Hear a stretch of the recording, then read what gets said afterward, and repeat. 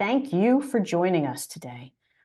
My name is Roseanne Corcoran. I'm the host of Daughterhood, the podcast, and a Daughterhood Circle leader. Daughterhood is a safe place for caregivers to connect with each other so they can gain knowledge, share experiences, and realize that the feelings they are having are normal and valid. We know the system is not set up for caregivers, and we are here to support you. Again, housekeeping today. If you have any questions, you want to put them in the chat, you can raise your hand, and we'll get you here with Barbara. Barbara Karnes is with us today. Barbara is an award-winning nurse and end-of-life educator. She's put her 40 years of experience regarding education, care, and support of dying people and their loved ones into numerous books and resources. One book in particular, Gone From My Sight, The Dying Experience, published in 1985, has sold over 35 million copies worldwide and is known in the hospice world as the Little Blue Book. Actually, the Little Blue Book, as we have. It is the most beloved and widely used resource of its kind. I wish everyone could have a conversation with Barbara about the dying process and hospice as a whole. I'm really excited to have her here with us today to answer your questions. And honestly, I'm always thrilled to have an opportunity to speak with Barbara because she's the best. So Barbara, thank you. Thank you and welcome. Oh, thank you for inviting me. I always look forward to our conversations and just know I talk about anything. So it'll be exciting to get this show on the road. Yes, ma'am. Does anyone have a question for Barbara? Well, Jane has one in the chat. I'm hoping Medicare coverage will be reviewed, especially what services can be covered outside of the hospice Medicare benefits, such as podiatry and wound care. How is that determined? Oh, I am sorry. I don't go into Medicare because it changes so much. And I am really about end of life education. And whether it's hospice or end of life doulas, nursing facilities, I want to teach how people die and what dying is about. I'm sorry, I don't have the Medicare answers. Medicare should, Medicare, go ahead. It's a lot more complicated than it was when I got hospices Medicare approved, which I did many years ago. I got 2 of them Medicare approved, but it's changed so much. It's gotten so complicated that Helen Bauer might be a person to come and talk about Medicare because she's got it down. Yep, yep. And as far as podiatry is covered under Medicare. Wound care should be covered. Check with your physician, and they should be able to direct you in the right direction, Jane, depending on your plan. I will say to you that podiatry, I'm on a blood thinner, and so Medicare will pay for a podiatrist to cut my toenails. It's all I do. Walk in, cuts my toenails, and Medicare pays for that. But they won't pay for it unless I'm on a blood thinner or a diabetic. Otherwise, you guys are on your own if you don't have those 2 things. Okay. Yep. Barbara, does it take a doctor's referral to enter hospice? Yes, it does. And if your doctor won't give you that referral and you really think that it's time, call the hospice and say, I am interested in mom coming on to hospice and my doctor is hesitant to give me that referral. What do you suggest? So don't just take a, no, we're not ready. Be proactive. Hopefully you're involved with palliative care before you come on hospice or look at hospice, because that's a good flow, and palliative care is going to understand end of life oftentimes more than physicians do. But don't take no for an answer. Look elsewhere. Barbara, question. My family's in the process of selecting a hospice provider. Top things we should ask in our meetings. They will be in person tomorrow. Very timely, Oh, very very good. timely. And good that you're reaching out, because yes, I have definite opinions upon selecting a hospice. The key question I have is ask if you have a primary care team, or are you going to have a different nurse or social worker every time, or home health aide. You want the same people, because that's who you're going to relate to. That's who you're going to build a bond with and a trust.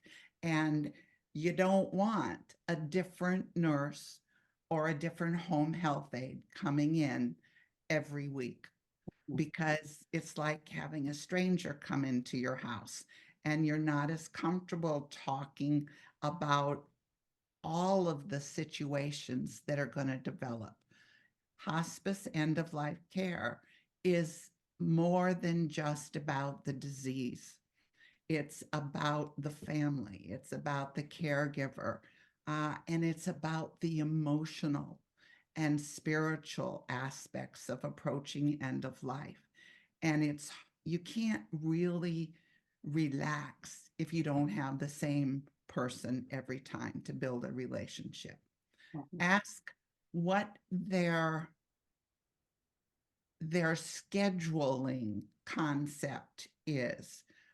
If a person is months before death, then I think once a week is appropriate, unless there's an emergency.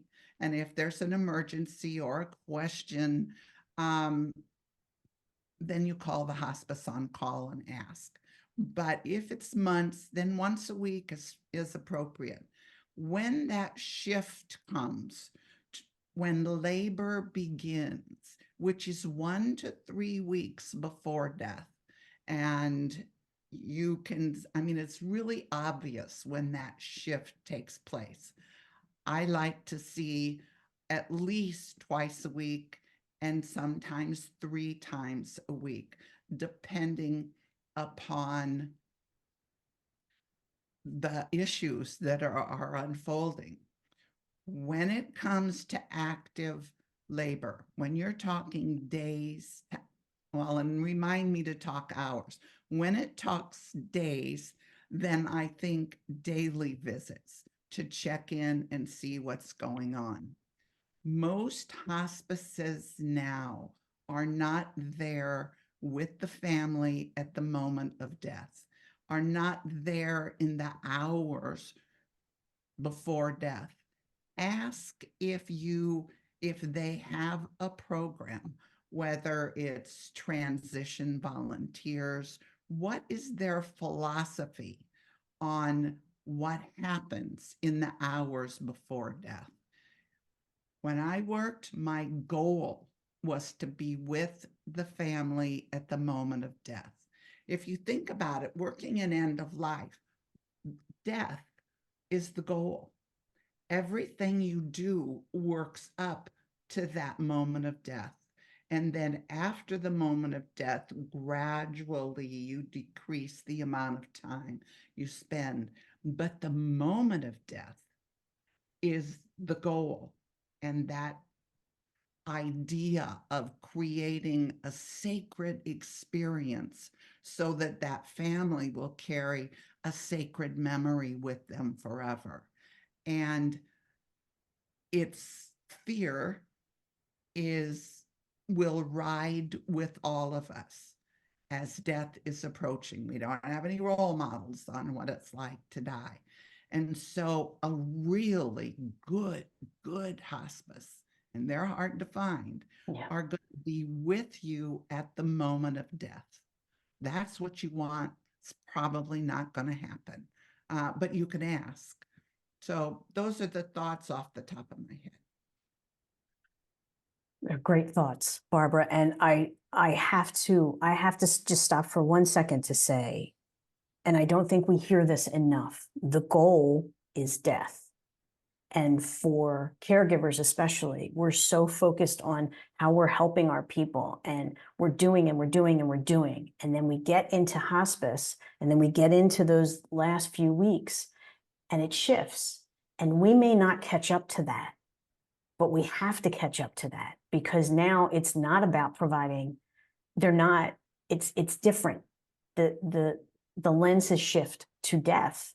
And that's what we have to try to support. And I appreciate you saying it like that and bringing it up like that. I'm going to circle back around. You said to remind you to talk about the hours leading up to. You said, remind me to talk about hours. And I kind of touched on that. Yeah. In that it's really, for a hospice, I think they should be there. They're probably not going to be. So I would say to you to read The 11th Hour, which I wrote because families are alone. And now, thank you. Yes, And I families don't know what to do because mom's not going to die like Judi Dench does in the movies. And so when we see all these things happening, we get so scared and don't know what to do. So as hospice evolved to where they were spending less and less time with the families, that's why I wrote The 11th Hour, so that you can have some knowledge ahead of time of things to do, of things to say, of what Gone From My Sight says, here's what's going to happen. The 11th Hour says, here's what you do while it's happening. And that kind of, it won't take the place of having someone there, but it will help you if there isn't someone there. But you got to read it ahead of time. Yes. Yeah. Very helpful. Yes. Karen, you have your hand up. Thank you so much, Rosemary. Barbara, I just am so grateful to have this opportunity to spend time with you up close and personal. I want to thank you from the bottom of my heart for your willingness to share your journey around grief of the loss of your husband. And I am truly sorry for your loss. And what I really want to say to you is thank you for being open and willing to be vulnerable enough to share that you were having some tough challenges as well. It's really helpful for someone who's been writing all these all this information to really get that you're also a human. And it's one thing to be able to have these writings and these things, but it's another thing when stuff happens to us. So I just commend you on your bravery for being willing to show up and not be, you're the one that wrote all these wonderful pieces that have changed people's lives, but it's not always textbook. And I just really want to thank you for that. My question to you as a death doula or an end of life doula, go ahead. You wanted to say something? Yeah. I want to say that in my grief journey and in my caregiving journey, I realized that what I was thinking and feeling is what almost every caregiver, every person. And that's why I shared the positive as well as the frustrating, the difficult, because we tend to talk about the good stuff because our pride won't let us talk about the challenging stuff. And I wanted people to know and be able to identify, oh yeah, I'm having these frustrated thoughts. I'm thinking negatively. There must be something wrong with me. And so I figured by sharing that people would see that was normal. Sorry, I interrupted you. What's your question? No, not at all. And I appreciate you being willing to let go of your humanness and drop your pride and show up and be vulnerable. So thank you. My question is, thank you for all of your education to the world about death doulas. I'm an end of life death doula. And I'm noticing some opportunities. So I'm going to use that word, getting into working with hospice. At this point, I'm in Idaho, so I'm not on the East Coast where they seem to be more accepted. But a lot of the hospices that I've visited with are very resistant. They say, you know, you're doing our work, et cetera, et cetera. We spend plenty of time with our patients. We don't need you. And I'm being a gracious receiver when I get that feedback. However, my question to you is, what do you have any advice as to what, as death doulas are starting to get used more and more as we're running into that caregiver shortage? And I think hospices are going to finally wake up and realize we're here to help them. Are there any suggestions you have so that we don't get regulated like Medicare as a doula, so that I can keep those things in my mind? Thank you. You've got to stay outside of the medical model.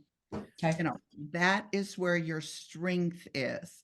I look at hospice who started outside of the medical model and gradually was absorbed into that model, and it lost a lot of its focus by being absorbed.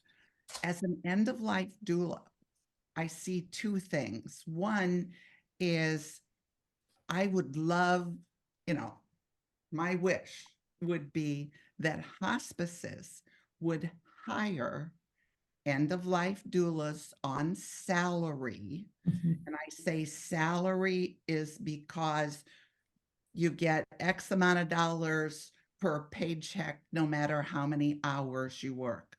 And that's what they're afraid of, is most of their people are on hourly, and they're afraid that doulas are going to end up getting time and a half for the time spent. So on salary, then introduce the doula at the beginning of the service, and say to the family, this is who is going to be with you in the days to hours before dad dies. And you're, as a doula, you'll go a few visits and develop a relationship. And of course, we're experts in developing relationships quickly. You know, we use all different people skills, and we want bonding right away. And we're all good at that. So you visit a couple times. Then when it's hours before death, hospice calls or the family calls and says, can you come over? And you go over as a doula and stay through the death and until the funeral home comes. After the death, you're going to work with that family. You're going to talk funerals. You're going to go in. You're going to straighten the room after the body is gone. You're going to create this memorial in the room that dad died, because rooms hold memories also. And if you straighten the bed, put something special on the pillow, clear off the medications and all the medical stuff, leave a small light on. When they go back, when people walk by that room, you want that to have hold a sacred memory. And by doula's work, being there with the family as death is approaching, and after, you're helping that family have that sacred experience, which is their sacred memory. Unfortunately, hospice is losing that ability. And I see end-of-life doulas, if a hospice is smart, they would fill that void that they've created with end-of-life doulas. The other thing I want to say is I read like this morning, and I can't even remember. I don't remember where I read it, but there was mention of end-of-life doula facility. It would be like a hospice. Yes. Yes, Suzanne O'Brien is working on and they're called hospice houses and having those around. But why are they calling them hospice houses? I would Maybe it wasn't hospice, but I know she's working on something. Okay, I hope it's not hospice house. I hope they come up with something creative. Doula houses. Doula houses. I love that. It's really, really would be a gift to any community. Now, hospice isn't going to like it. Mm-mm. They're going to view that as competition. You're going to have to come up with a private pay means for the family. You don't want to get hooked into regulations and Medicare. You want, like in the early days, private pay, donations, get a memorial donation fund going to help pay for the house and for the workers. But it's a great, great idea and meets a need. Because now hospices take people into their hospice house under inpatient for the hospice, and they bill that way, but it's limited to the amount of time a person can stay. There's all kinds of different roadblocks. So I'm behind you with this. Go for it. It would be wonderful. And if I can help, let me know. Oh, we've got that on tape. Thank you so much. I appreciate your answer. Thank you. You're welcome. Barbara, we're going to switch gears a little bit. Question is, can you please explain some of the benefits of formally being on palliative care in general, and perhaps especially for someone in long-term care? And I've heard that families tend to wait until a person is very close to death to enter hospice, even though the service and components might be helpful a bit earlier than that. Is that accurate? Can you please talk a bit about that and the potential benefits? Let's do palliative care first. Palliative care, to me, sets the framework or the groundwork for end of life. Palliative care is saying, yes, you're getting treatment. Yes, you have a life-threatening illness. No, you're not. You haven't entered the dying process. So you really aren't appropriate for hospice, but we're here to support and guide you. We are here, hopefully, to say, you know, your disease has developed further, and I think it's time to call in hospice. The key to palliative care is that you can still be on treatment and get the support that you need without people being afraid to use the D word. And that is, you are dying. The thing is, we all are, you know, from the moment we're born, we begin dying, but we kind of get real uncomfortable when disease or old age enters the picture. And so we don't want to talk about it. Palliative care will give you that support. The time to look at hospice, number one, is before you need it, because there's lots and lots of hospices in every community, and they really are different. As much as they have their Medicare guidelines, still each one is different.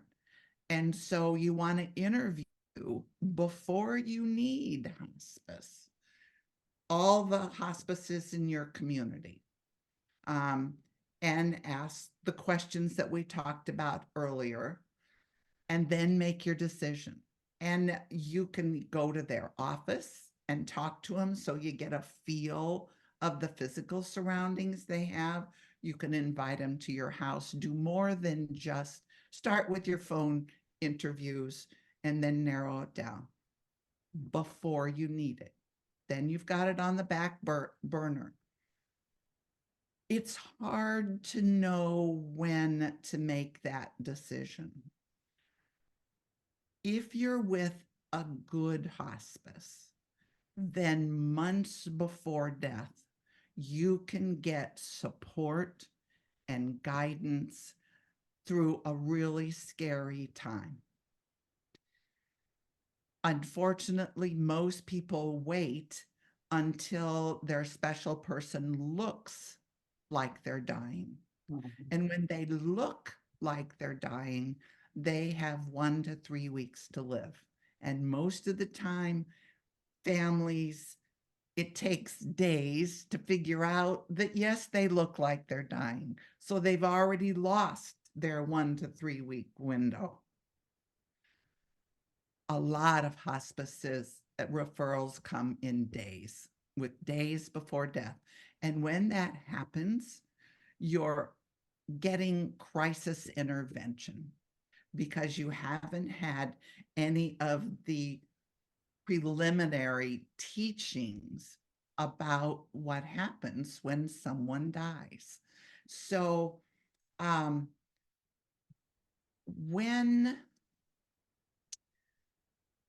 you think as a caregiver, you know, I think Dad just isn't quite like he was.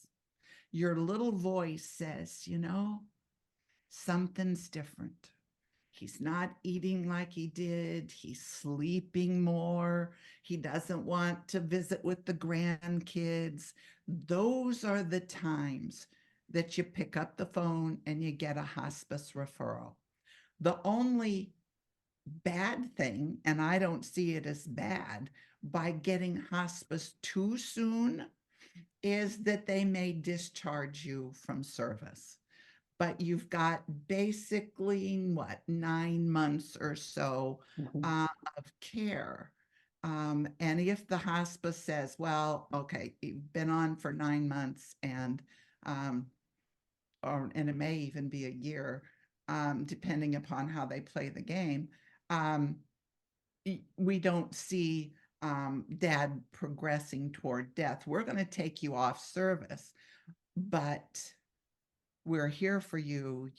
Call us when things change.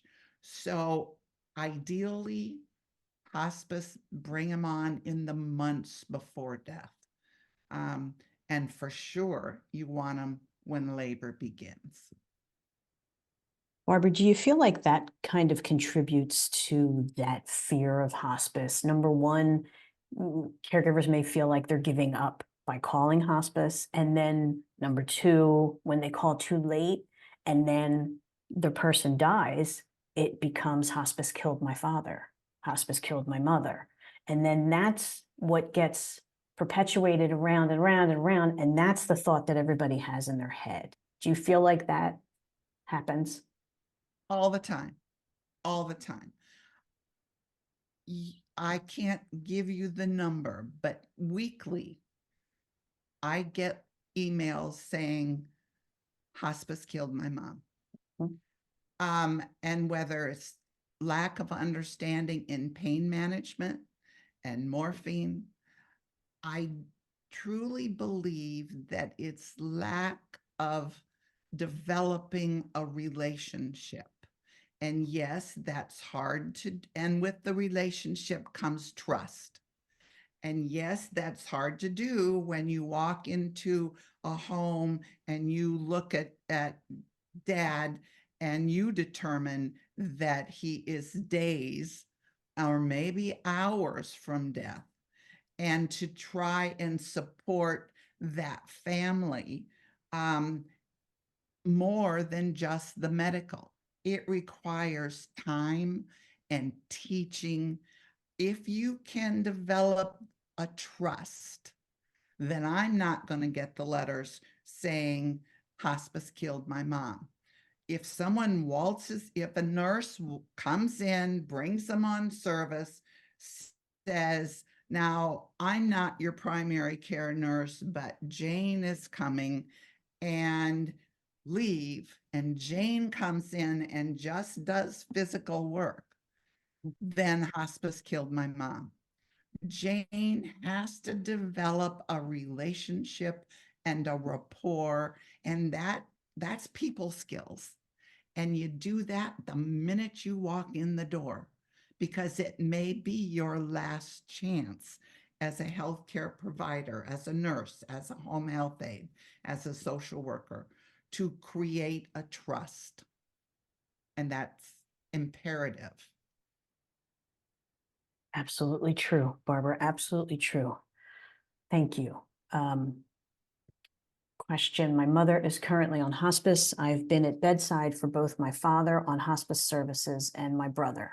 Can you speak to the comfort care medications that could help alleviate that awful agonal breathing sounds that went on for days? I was reassured that they were comfortable, but it was and is traumatic for me. The breathing is traumatic, absolutely. It is a normal part of the way the body dies. Oftentimes we'll come up with oxygen that's really controversial, whether it really has an effect on the breathing or not. My attitude is, let's try it. It's not going to hurt. Maybe it'll help. But basically, research says it's not going to. What we have to really be tuned to is that we go through labor to get into this world, and we go through labor to leave it.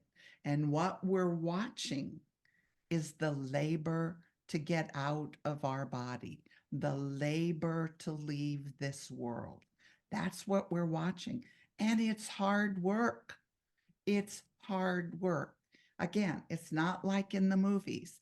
The person is trying to get out of their body, and nothing works right. Circulation isn't working right.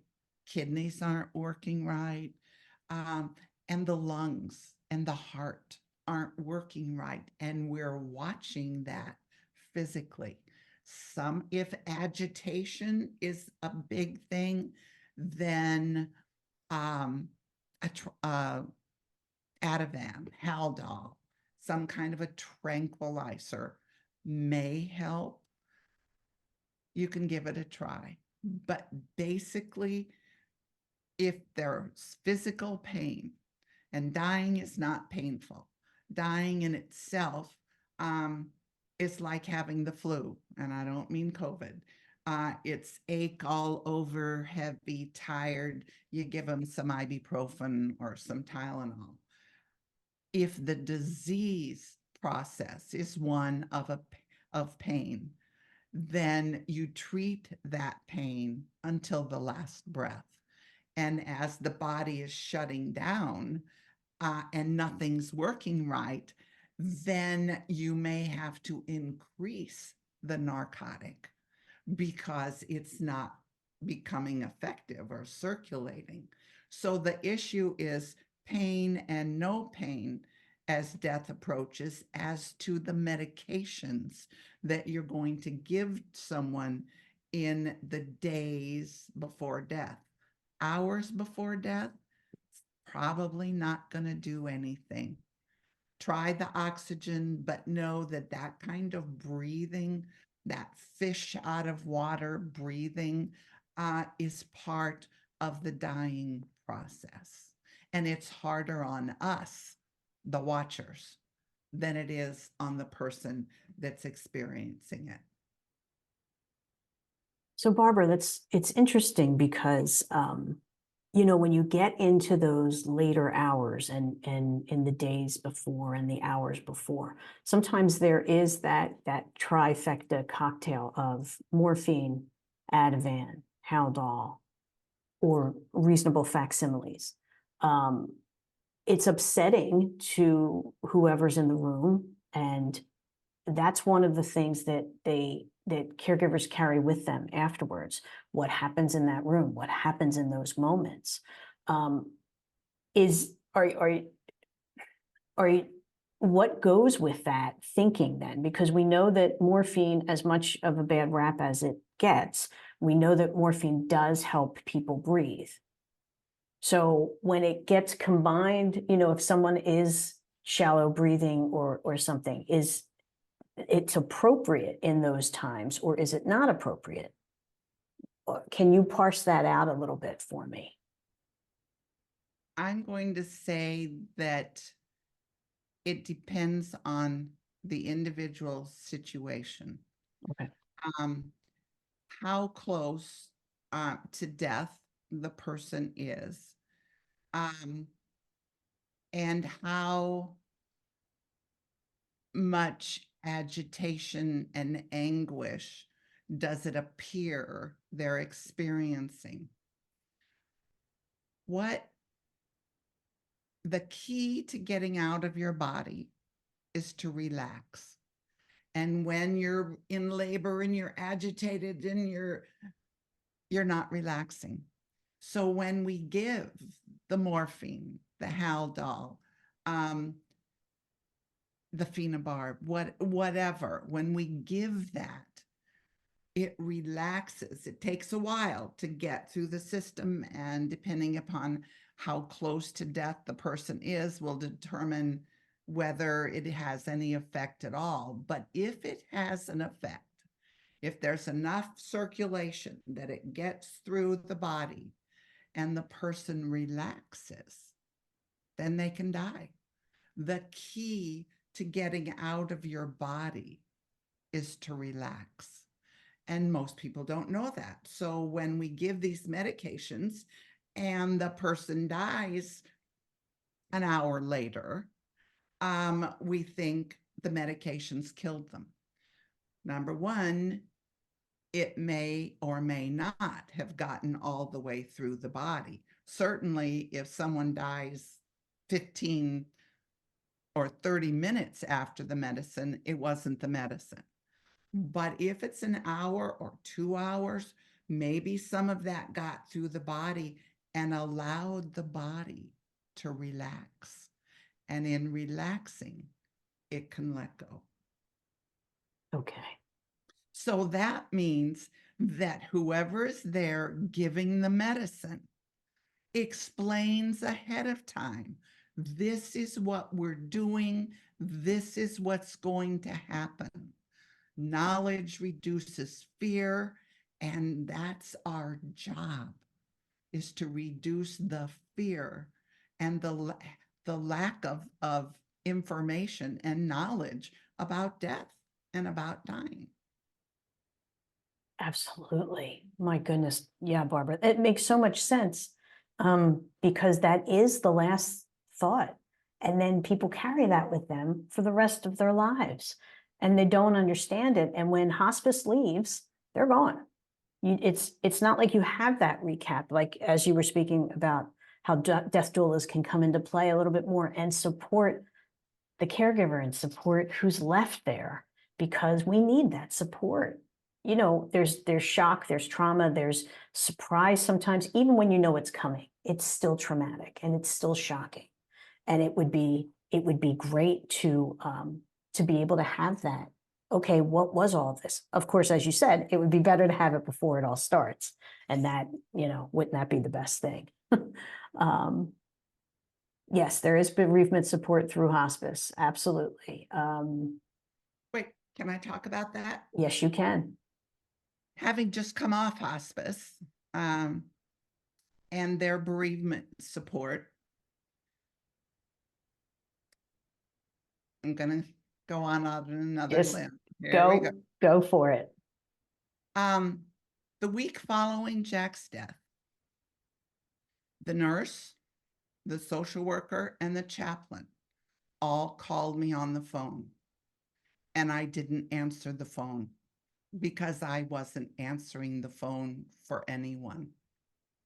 I got probably a month, and on their phone message, it was, call me if you need anything. Well, I'm not going to call. Most people aren't. So then a month or so after Jack died, I get in the mail a printed out list or sheet about grief. I didn't even read it. Mhm. What I would have loved.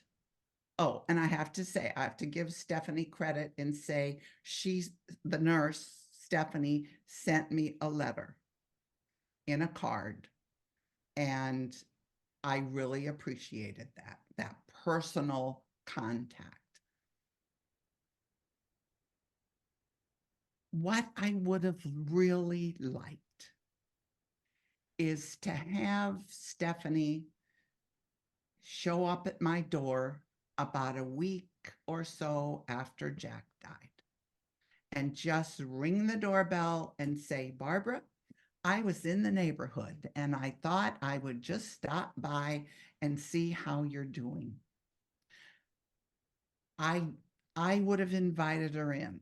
Some people may have said, oh, I'm busy, but it really is that face-to-face, that personal contact, which in the bereavement program, I think would be the most effective.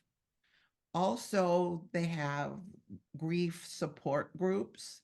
And number one, you've got to get the griever to even read or answer the phone or acknowledge that there's a grief group. They're not going to go. Most will not go to a grief group. They're not interacting with people. They don't want to hear other people's problems or stories, so they're not going to go. What a hospice can do that is more effective than sending an invitation through the mail or calling when no one will answer is to assign a volunteer to that family as a bereavement volunteer. And that volunteer, you want the family to meet the volunteer before death and then continue that relationship. Periodically drop by with your bag of McDonald's and I was in the neighborhood.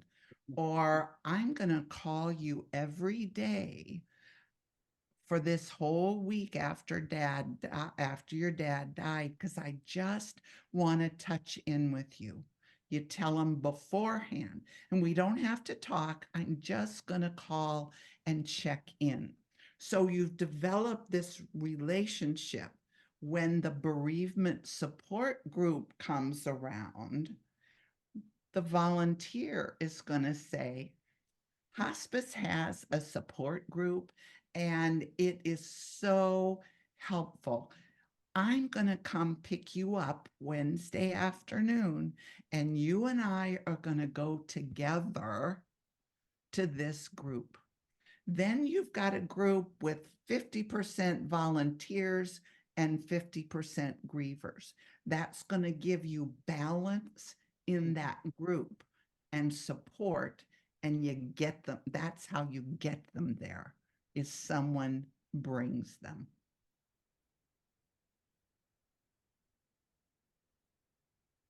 Barbara, can you be in charge of how hospice is run, please? I wish I could. I mean, for real, because that would be a totally different experience. And I agree with you. And you think, going into hospice, you think of you're going to have all of these services. And then when it happens and it doesn't exactly happen that way, you're left with, again, that feeling of, what was that? That didn't help me any. And then you tell two friends and they tell two friends. And that's, again, the delay in getting hospice on board. But the support and the knowledge on both ends of labor, of death, would be life-changing for everyone involved.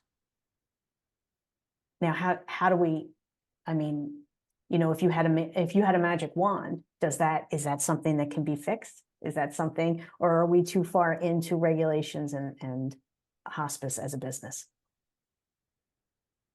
I started 2 hospices. Well, I didn't start one. I got one. I started as a nurse and developed and ended up their director and got them Medicare certified. And another one got Medicare certified and started. And I was able, as the director, to do what I wanted. Yeah. I didn't have regulations to follow. I had my heart and my intellect and my drive to follow. Medicare created a structure, and the original structure was really reasonable. It set some guidelines and provided reimbursement. Up to that point, reimbursement came from donations, memorials, fundraisers, but we could spend the money the way we wanted. And we were all not for profit. Then Medicare has grown and evolved and gotten more and more regulations, more and more specific on what you can and can't do. And that's affect the creativity of hospices. It has also introduced for-profit hospices. And there are some good for-profit hospices. There are some questionable not-for-profit hospices. Both sides of the spectrum. But when the bottom line became about money, which is what for-profits are, some of that heart-directed ideas were diminished, were lessened. And that's why I don't want to see doulas get into the medical model. I'm sorry, I know reimbursement is an issue and the government is a reliable source of reimbursement, but that also ties your hands in how to provide care. Yeah. And fundraisers, memorials, community projects, help from churches, all of that can finance the work you're doing as an end-of-life doula. Without, you probably, in each place, you'd have some regulations to meet, probably residential care regulations, which are really flexible in working with end of life. I think that might be helpful. You got to do some research, but those are just my ideas. No, that's great. That's great. What advice would you give to a caregiver who is in that 1 to 3 week period and they can see that things are changing and they might not want to acknowledge that, geez, we might turn a corner, or they may be so overwhelmed by the entire process that they don't realize they're turning a corner. What can you say to a caregiver in that position? Not much, because I'm sorry to say that, but I want them to put their oxygen mask on first. I want them to eat proper meals. I want them to get adequate rest. I want them to have a listener that they can talk to. But really, having just gotten out of that, and I have an amazing family with support, but the caregiver is the caregiver. The fears are there. The concerns are there. They're not going to go away. There isn't any, here's how I can help you and it's all going to be wonderful. It isn't. It's hard work. I would say, yeah, get sleep, eat proper meals or not. I tend to eat chocolate. But, use your coping skills. And then one thing is give what you want. Now that works the most in the months before death when the person is responsive, but that just popped into my head and I think needs to be said. In the months before death, certainly not the weeks or days. The patient is not able to give anything. They are here self-centered within themselves. If you want something, and we all do, there's no perfect relationship. If you want something from dad, give him what you want. You know, I learned when I took care of my mother, you know, wasn't a great relationship.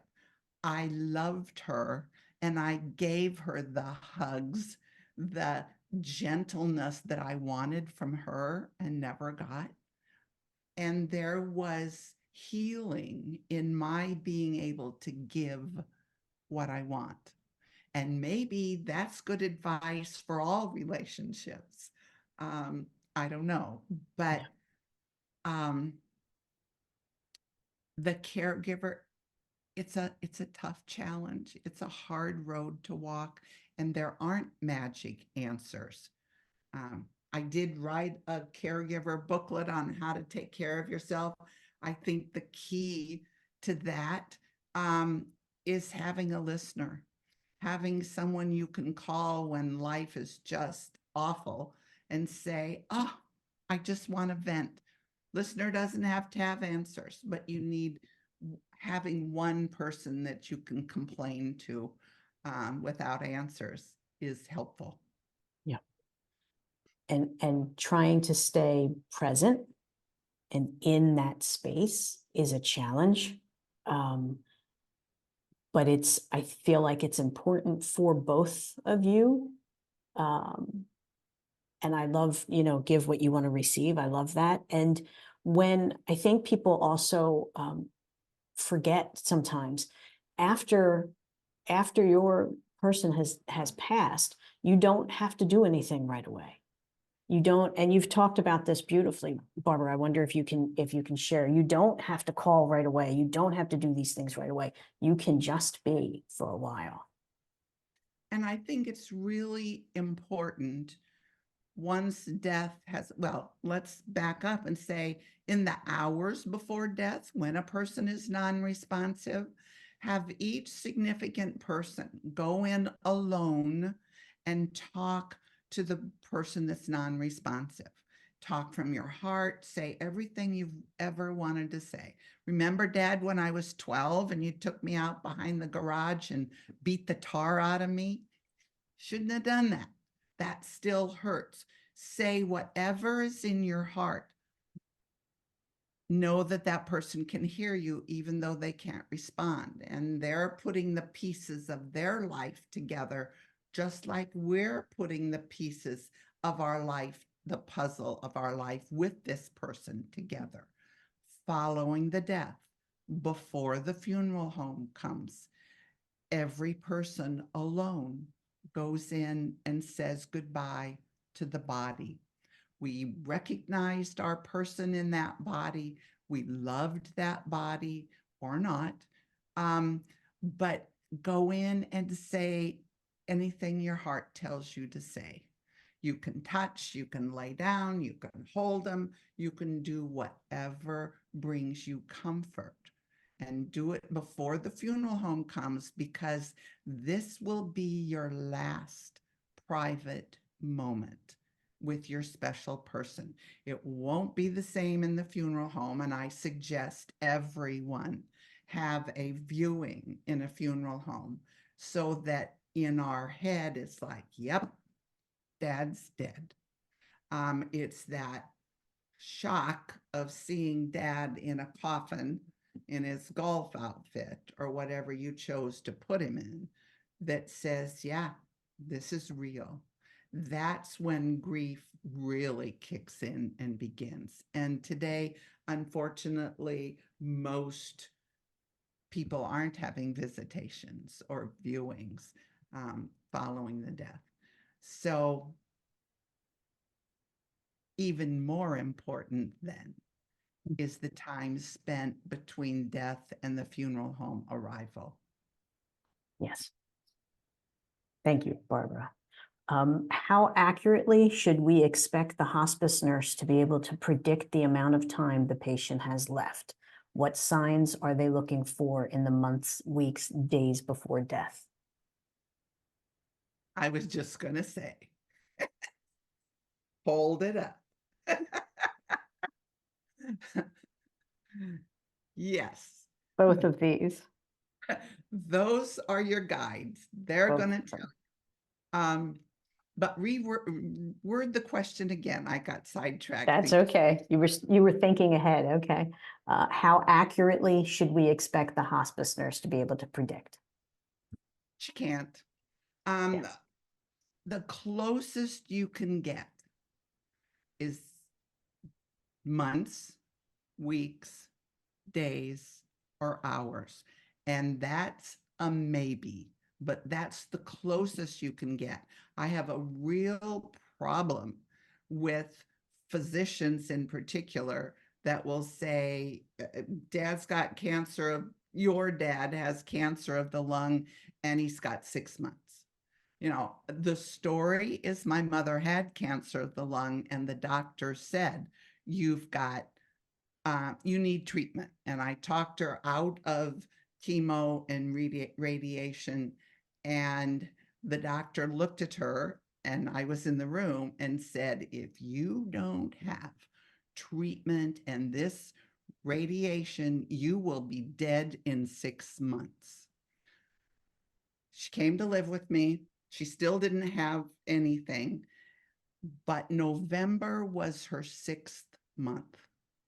And that entire month, she waited to die. Oh, it makes me want to cry. She waited to die. Look at the damage that physician did with a number. And she lived 18 months. Wow. So it wasn't even close. Mm-mm. But the damage that was done, we cannot put a number on how long someone has to live. There are too many dynamics, the personality, we die the way we've lived, you know, the physical body, so much. The closest we can get is months, weeks, days, or hours. And sometimes that's accurate, and sometimes that's not accurate. And sometimes people have some of the signs, but not all of the signs. And sometimes there's a stray sign, and sometimes, like, there's so many things, and of which I didn't know until I read your books, which, by the way, I didn't get during our hospice experience and wish I did. And when I read your books, I was like, oh, wow, yeah, because you go back months. You go back, and in reading it and thinking about it, I could see it. I saw the pattern. I didn't see it then, but I saw it when I was reading your books, and I was amazed at it. And it's helpful because then you're prepared. And I love how you say it's labor, because, you know, when you think of it in those terms, like having a child and dying, it's labor. It's a little more, you can kind of wrap your head around it, because let's be honest, Barbara, death is like, wait, what's happening? What's going on? What are we doing here? There's so many things that are going on at the same time. But to be able to think of it in that way, it kind of gives you a framework, if you would. But one of the stories, I guess it's not anyway, one of the things I like to say and compare birth and death. Now think about this continuum. Number one, we are born, we experience, and we die. It's the name of the game. With labor, we go through labor to get in, and then the first thing that we get is water, and then we get milk, and then we have soft foods, and then gradually we have regular everyday foods. When a person has entered the dying process, one of the first things is they stop eating meat, hard to digest foods. Then it goes to soft foods. Then it goes to liquids. Then it goes to water. And then it's nothing, and they're in labor. it's birth and death are just the ends, the beginning and the end of a line of a life. It just is a natural unfolding. I love that comparison. I do too. I do too. It's very clear and it's very helpful. It really is. Yeah, I'm right there with you. I mean, Barbara, I could talk to you for hours. And it says, anyone else have any questions or anything you want to say to Barbara?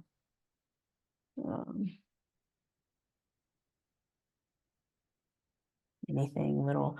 Barbara, a friend of mine reached out to me last night and said that your little blue book helped her so much, and she wanted to thank you personally for it, for bringing her such comfort, because even after her mother had passed, she was comforted by your words and by that process. So there's millions of people, as you know, that you've touched with this book and with your information. And you know, thank you for those who never have the opportunity to say thank you to you.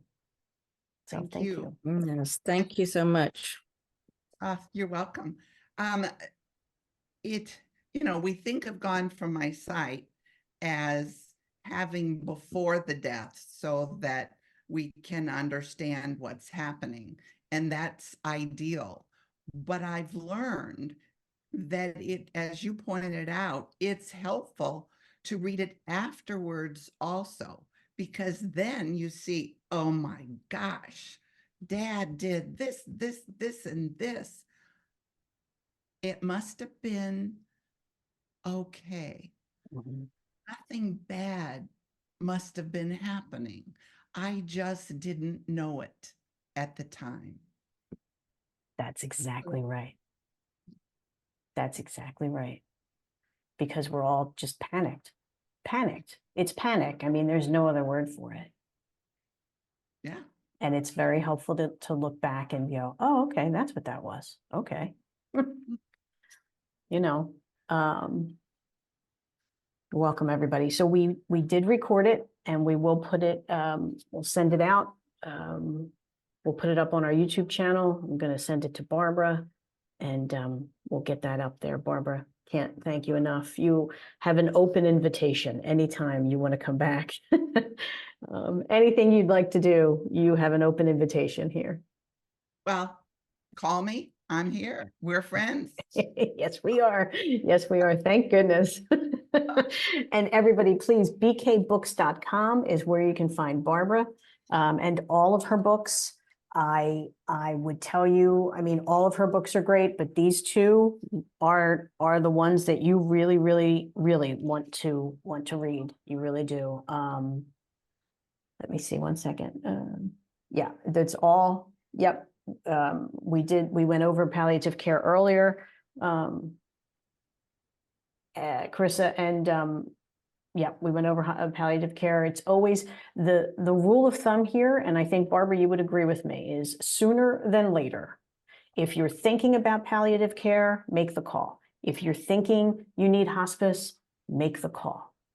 When you have that feeling, you are still the best judge, and it doesn't matter what doctor you're speaking to. You have that feeling, and you know your person, and you know better than everyone. So if you have that thought, do it. Research them, do it. Barbara, right? Absolutely.